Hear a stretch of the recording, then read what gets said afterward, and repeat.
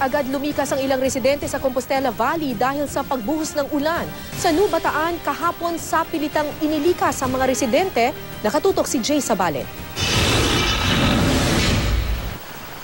Dalawang araw nang nakakaranas ng malalakas sa pag-ulan ang lalawigan ng Compostela Valley.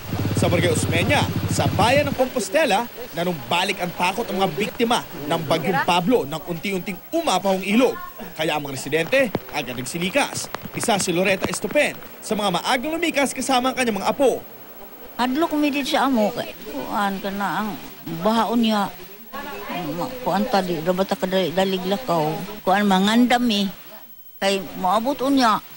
Hadlok ko Lumikas din ang mga residente sa ilang karatig barangay. Kuan lang, nagana lang kay ingon man sila nga kuan na daw. Andam-andam.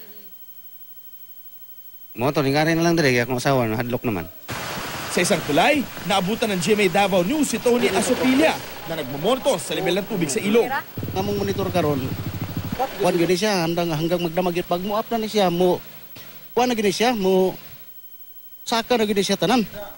Sa karatig bayan ng New Bataan, nagpatupad na kahapon ang lokal na pamahalaan ng forced evacuation sa mga lugar na madaling bahain at makaranas ng pagguho ng lupa.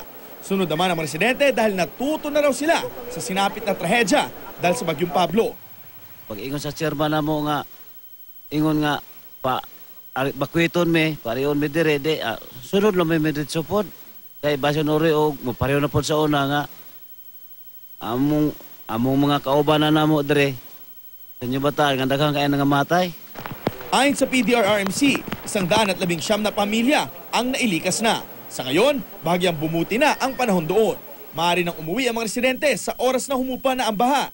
Ang mga mag-aaral, handa na sana magbalik eskwela ngayong araw matapos ang suspensyon ng klase dahil sa Bagyong Pablo.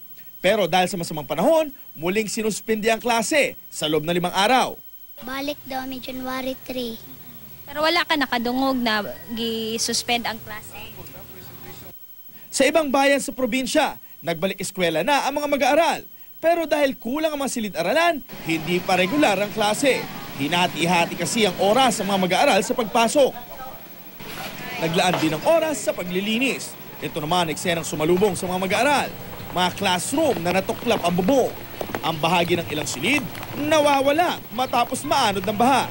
Dagdag sa problema ang mga classroom na puno pa rin ng mga evacuee. Inilipat na muna sa ibang gym at pasilidad habang hinihintay na matapos ang temporary shelters.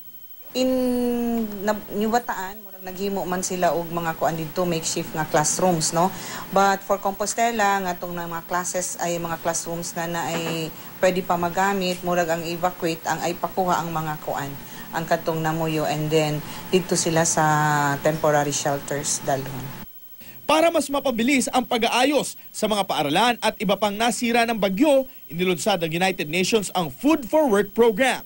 Tumutulong sa pagkumpuni ang mismong mga nasalantang residente kapalit ng tig-isang sakong bigas. Jay Sabale, nakatutok, 24 oras.